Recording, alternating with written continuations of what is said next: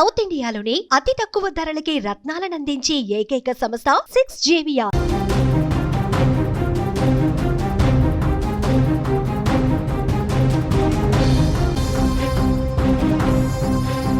Breaking news చూస్తున్నాం. కడప చెన్నూరులో దారుణం చర్చేసుకుంది. భార్యను భర్త హత్య చేశాడు. కువైట్ నుంచి 11 రోజుల క్రితం వచ్చిన వల్లెపు నిత్యానంద్. తరచుగా భార్యాభర్తల మధ్య చిన్నపాటి తగాదాలు అవుతూ ఉండేవి. అనుమానంతోనే భార్య లక్ష్మీ కుమారిని హత్య చేసినట్లుగా తెలుస్తోంది. తల్లిదండ్రుల మరణంతో 2 పిల్లలు కూడా అనాథలుగా మారిన వైనమైతే కనిపిస్తోంది. ఆ 2 కుమార్తెలు అనాథలుగా మార్చాడు ఆ తండ్రి. క్షణికావేశంలో చేయరాని తప్పు చేశాడు. అనుమానంతో భార్యను హతమార్చి అనంతరం తాను బలవన్మరణానికి పాల్పడ్డాడు. కువైట్ నుంచి వచ్చిన 11 రోజులకే భార్య లక్ష్మీ కుమారిని నిత్యానంద్ ఈ దారుణానికి ఒడిగట్టాడు. కడప జిల్లాలోని చెన్నూరులో ఈ దారుణ ఘటన చోటు చేసుకుంది. తండ్రి క్షణికావేశానికి 2 కుమార్తెలు కూడా అనాథలైన పరిస్థితి అయితే కనిపిస్తోంది. ఇక ఇదే అంశానికి సంబంధించి మరింత సమాచారం కడప నుంచి మా ప్రతినిధి సుదర్శన్ అందిస్తారు. సుదర్శన్, అసలు ఏం జరిగింది? అనుమానంతో భార్యను చంపుతున్న పరిస్థితి కనిపిస్తుంది. భార్యలు కూడా భర్తల్ని హత్యలు చేస్తున్న పరిస్థితి కనిపిస్తుంది. రీసెంట్ గా మనం హైదరాబాద్ కూకట్పల్లిలో భార్యని అనుమానంతో కుక్కర్లో పెట్టి భర్త చంపిన పరిస్థితి అయితే మనకు కనిపించింది. ఏంటి ఇట్లాంటి హత్యలు పెరుగుతూనే ఉన్నాయి? దీనికి సంబంధించిన పూర్తి డీటెయిల్స్. అమానుషమైనటువంటి ఘటన, దారుణమైనటువంటి ఘటన. అంటే సమాజం పట్ల, ఇతరుల వ్యక్తుల పట్ల, సాటి మనసుల పట్ల ఎలా మెలగాలన్నది వారి యొక్క మనసులను అర్థం చేసుకోలేని అమాయకత్వం కావచ్చు, ఇది తెలివి తక్కువతనం అనొచ్చు. దీన్ని కట్టుకున్నటువంటి భార్య, 2 పిల్లలు, వాళ్ళను బతికించడం కోసమే తను దేశంగా దేశం వెళ్ళాడు. అక్కడ కష్టపడి సంపాదించి వాళ్ళకు పంపించేవాడు. పిల్లలు బాగా చదువుతున్నారా లేదా అని రోజు ఫోన్ చేసి అడిగేటువంటి భర్త ఉన్న పలంగా కువైట్ నుంచి ఇంటికి వచ్చిన వెంటనే ఆ భార్య పాలిట కాల ఎముడవుతాడని ఏ భార్య కూడా ఊహించి ఉండదు. అలాంటి సంఘటనే జరిగింది. చెన్నూరులో నివాసం ఉంటున్నటువంటి లక్ష్మికి 2 కూతుర్లు ఉన్నారు. వీరి ఇక్కడ కూలి పని చేసుకొని మొదట బతికేవాడు. అయితే అది సరిపోదు, పిల్లలిద్దరు కూడా ఎదిగొస్తున్నారు, వాళ్ళ చదువులకు డబ్బు కావాలి, ఇంకా బాగా సంపాదించాలన్న ఉద్దేశంతో తన కుటుంబం కోసమే కువైట్కి వెళ్ళాడు నిత్యానంద. అక్కడ కొద్ది రోజులు ఉన్న తర్వాత బాగా సంపాదించి ఇంటికి వచ్చాడు రీసెంట్ గా. అయితే ఇంటికి వచ్చినప్పటి నుంచి కూడా భార్య ప్రవర్తన పట్ల, భార్య తీరు పట్ల అనుమానాలు వ్యక్తం చేస్తూ వస్తున్నాడు. ఆ అనుమానమే అతనికి పెనుభూతమై తన మైండ్ మొత్తాన్ని కూడా తినేసింది. తను పూర్తిగా మానసిక స్థితిని కోల్పోతున్న పరిస్థితుల్లో చివరకు తన కట్టుకున్న భార్యనే హతమార్చాలని నిర్ణయించుకున్నాడు. ఉరేసి చంపేశాడు. చివరకు తాను కూడా చచ్చిపోయాడు. ఇంత జీవితాన్ని గడిపి ఒక 2 పిల్లలను కని తర్వాత వాళ్ళ జీవితాలను తీర్చిదిద్దాల్సినటువంటి వారు ఆ భార్యను చంపేటప్పుడు గాని, తాను చనిపోయేటప్పుడు గాని అసలు ఎందుకు ఈ విధంగా చేస్తున్నాము, మనము కని పెంచినటువంటి పిల్లల భవిష్యత్తు ఏం కావాలి, మన జీవితాన్ని ఎందుకు ఇట్లా అర్ధాంతరంగా ముగిస్తున్నాము అన్న కొద్దిపాటి స్పృహ కూడా లేకుండా, కొద్దిపాటి ఆలోచన కూడా లేకుండా మూర్ఖంగా, ఒక రకంగా సైకో మెంటాలిటీలో ఉన్నారు వీళ్ళు. అందుకే ఇలాంటి దారుణాలు. కువైట్ వెళ్ళి ఎన్ని ఇయర్స్ అవుతుంది? కువైట్స్ లో కువైట్కి వెళ్ళిన తర్వాత 3 ఏళ్ల పాటు అక్కడే ఉన్నాడు. ఆయన బాగా సంపాదించాడు. మధ్యలో డబ్బులు కూడా వీళ్ళకు పంపించేవాడు. కుటుంబ బాగోగులన్నీ కూడా చూసుకునేవాడు. అయితే కొంత ఇరుగు పొరుగు వాళ్ళే మాటలు కూడా ఇందులో ప్రభావం చూపి ఉండొచ్చు అని మనము అంచనా వేయవచ్చు. ఎందుకంటే భర్త దూరంగా ఉన్నాడు, పిల్లలతో భార్య ఒకటే ఉంటూ ఉంది. మీ భార్య అలా చేస్తుంది, ఇలా చేస్తుంది, అక్కడికి వెళ్తుంది, ఇక్కడికి వెళ్తుంది అని చెప్పుడు మాటలు కూడా ఎక్కువై ఉండొచ్చు. అలా చెప్పే వాళ్ళు కూడా ఈ సమాజంలో పెరిగిపోతున్నారు రోజు రోజుకు.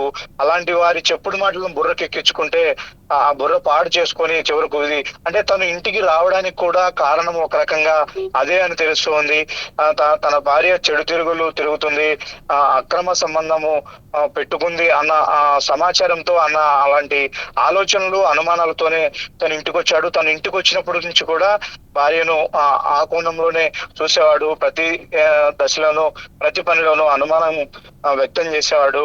అది చివరకు గొడవలకు దారి తీసింది. ఎవరైనా పదే అనుమానిస్తూ ఉంటే చివరకు వాళ్ళు తిరగబడాల్సిన పరిస్థితి వస్తుంది. ప్రతిసారి సూటిపోటి మాటలు అంటూ ఉంటే భరించలేరు. కాబట్టి ఆమె కూడా 1-2 సందర్భాల్లో అతన్ని ఎదిరించిన పరిస్థితి. దీంతో తను చంపేయాలి, నేను చచ్చిపోవాలన్న నిర్ణయానికి వచ్చి ఈ దారుణమైన సంఘటనకు పాల్పడ్డారు. ఇప్పుడు ఈ సంఘటనలో అత్యంత కలిచివేసే విషయం ముక్కుపచ్చలారని ఆ పిల్లలిద్దరిని కూడా అనాథలు అయిన పరిస్థితి. ఎస్, అంటే మృతురాలి తల్లిదండ్రులు ఏమైనా దీనికి సంబంధించి మాట్లాడడం చెప్తున్నా, అంటే అల్లుడి ప్రవర్తన ఏ విధంగా ఉండేది ఏంటి అని ఏమన్నా మాట్లాడడం జరిగిందా సుదర్శన్? ఇది తల్లిదండ్రుల విషయంలో కూడా ఎక్కడ ఇన్వాల్వ్మెంట్ లేదు. వాళ్ళు మొదటి నుంచి కూడా బాగానే ఉండేవాళ్ళు. వాళ్ళ మధ్య ఎలాంటి మనస్పర్ధలు లేవు. ఇతను ఎప్పుడైతే దేశం విడిచి దూరంగా ఉన్నాడో, కుటుంబానికి దూరంగా ఉన్నాడో, అతని ఆలోచన మారింది, అతని విధానం మారింది, అతనికి చెప్పేటువంటి మాటలు అతని మీద ప్రభావం చూపాయి అని చెప్తూ ఉన్నారు. అంతే తప్ప ఇక్కడ తన ఇద్దరు పిల్లల లాలనా పాలన చూసుకుంటూ ఆ భార్య తన బాధ్యతగా తాను జీవిస్తూ ఉండేది. కానీ ఇతనికి కలిగినటువంటి అనుమానమే దీనికి కారణము. మా బిడ్డను అన్యాయంగా పొట్టన పెట్టుకున్నాడు అనే ఆరోపణే వాళ్ళ నుంచి వినిపిస్తుంది. కానీ అందులో కూడా ఇప్పుడు తను కూడా చనిపోయాడు కాబట్టి ఇక్కడ ఎవరినో నిందించాల్సిన పని లేదు, ఎవరిని తప్పు పట్టాల్సిన పని లేదు. వారికి వారిగా వేసుకున్నటువంటి శిక్ష ఇది. ఈ రోజు పిల్లలు అనాథలుగా అయిపోయారు కదా. ఎస్, వీళ్ళు చేసినటువంటి అనాలోచిత నిర్ణయం, అవివేకం, మూర్ఖత్వం ఇవన్నీ కూడా కలగలిపి ఇప్పుడు వాళ్ళిద్దరిని కూడా తల్లిదండ్రి లేని అనాథలుగా మిగిల్చాయి. ఇప్పుడు పూర్తిగా కనిపించిన వాళ్ళే ఆ పిల్లల్ని సరిగ్గా చూసుకోలేని పరిస్థితి, వాళ్ళ పైన ఇది చేసే పరిస్థితి. అలాంటిది ఇప్పుడు తల్లి తండ్రి లేకపోతే ఆ పిల్లలను ఎవరు, బంధువులు అయితే మాత్రం ఎవరు చూస్తారు, ఎవరు వాళ్ళను హక్కును చేర్చుకుంటారు అన్నదే ఇప్పుడు అందరినీ కూడా కలిచివేస్తుంది. Right right Sudarshan, thanks for the update. Nityanandam అనే వ్యక్తి అతని భార్య అయిన లక్ష్మీ కుమారిని ఆమె మీద అనుమానముతో ఆమెను ఇంట్లో పడుకొని ఉండగా, నిన్నటి రాత్రి ఇంట్లో పడుకొని ఉండగా ఆమెను ఉరివేసి చంపివేసి, ఆమె క్యారెక్టర్ మీద అనుమానంతో ఉరివేసి చంపివేసినాడు. అదేవిధంగా తదుపరి అతను బాత్రూంలో పోయి అతను కూడా హ్యాంగ్ చేసుకొని చనిపోయినాడు. ఇతను దాదాపు ఒక 2 వారాల కిందట కువైట్ నుంచి తిరిగి వచ్చినాడు. కువైట్లో ఆయన కార్ డ్రైవర్గా పనిచేస్తాడు. వీరు వడ్డెర కులానికి చెందినవారు. ఇంతకుముందు కూడా అతను కువైట్కు పోయి వస్తూ ఉండినాడు. అతనికి అతని భార్య క్యారెక్టర్ మీద అనుమానం. ఈ విధంగా పోయి తిరిగి వస్తూ ఇద్దరు గొడవ పడేవారు.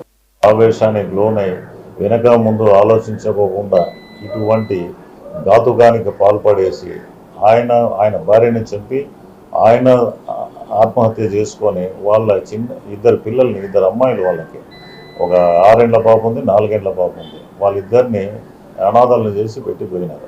ఎస్, ఇక్కడ మనం పూర్తిగా చూడొచ్చు, ఒక అనుమానంతో భార్యను చంపిన పరిస్థితి కనిపిస్తుంది.